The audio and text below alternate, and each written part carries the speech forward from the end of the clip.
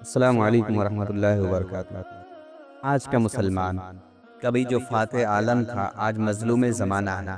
کبھی جن کے علم سے زمانے نے روشنی پائی، آج وہ علم سے کوسوں دور ہیں۔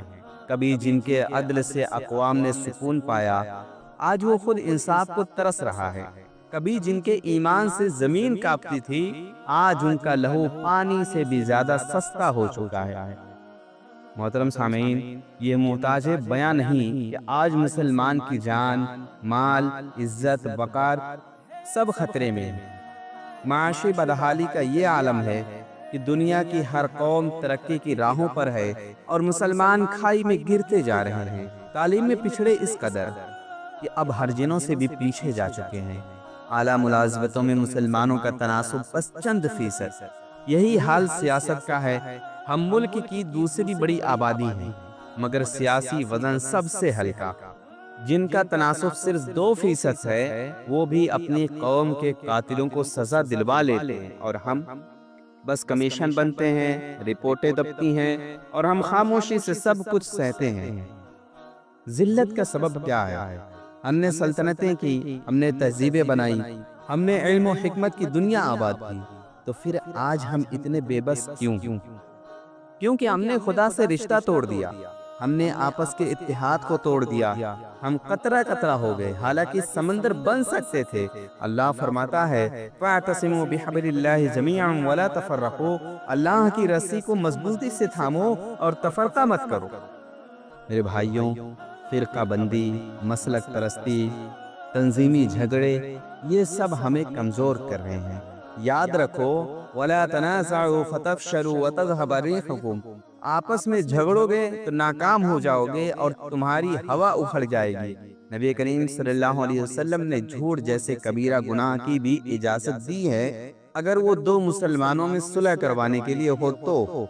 ذرا سوچئے، امت کے دو بڑے گروہوں میں اتحاد کے لیے ہم کیا کچھ کر سکتے ہیں؟ اتحاد لڑائی سے نہیں، بلکہ ایک دوسرے کو سمجھنے سے ہوگا۔ کوئی گروہ اپنے نظریات چھوڑنے پر مجبور نہ ہو، لیکن جب امت کا اجتماعی مسائل سامنے ہوں تو ایک میز پر بیٹھیں، ایک زبان بولیں اور ایک دوسرے کی خدمت کا اعتراف کریں۔ امت کے مفاد میں اختلافات کو مؤخر کریں، ورنہ ہم اپنے ہاتھوں سے اپنے انجام کو دعوت دے رہے ہیں۔ ہندوستان کا سیاسی منظرنامہ بدل رہا ہے، نفرت کی سیاست عروج پر ہے، اور اس طوفان میں صرف وہی بچے گا جو اتحاد کی کشتی پر سوار ہوگا۔ راجستھان جیسے علاقوں میں جہاں دشمن طاقتیں اقتدار میں ہیں، وہاں بھی مسلمان آپس میں لڑ رہے ہیں۔ کیا یہ وقت کا سب سے بڑا المیہ نہیں؟ علامہ اقبال نے برسوں پہلے کہا تھا، منفعت ایک ہے اس قوم کے نقصان بھی ایک ہی سب کا نبی، دین بھی ایمان بھی ایک، کیا بڑی بات تھی ہوتے جو مسلمان بھی ایک۔ کیا آج بھی ان اشعار کی صدا ہم پر اثر نہیں کرتی؟ میرے بھائیوں، اب وقت ہے جاگنے کا، اب وقت ہے ایک ہونے کا، اب وقت ہے کردار بدلنے کا۔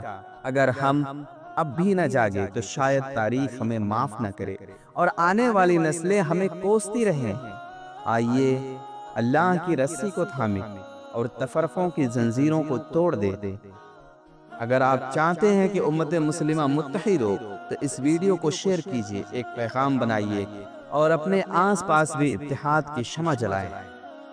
دعا ہے اللہ رب العالمین ہمیں ایک دوسرے سے مل جل کر رہنے کی توفیق دے، آمین یا رب العالمین۔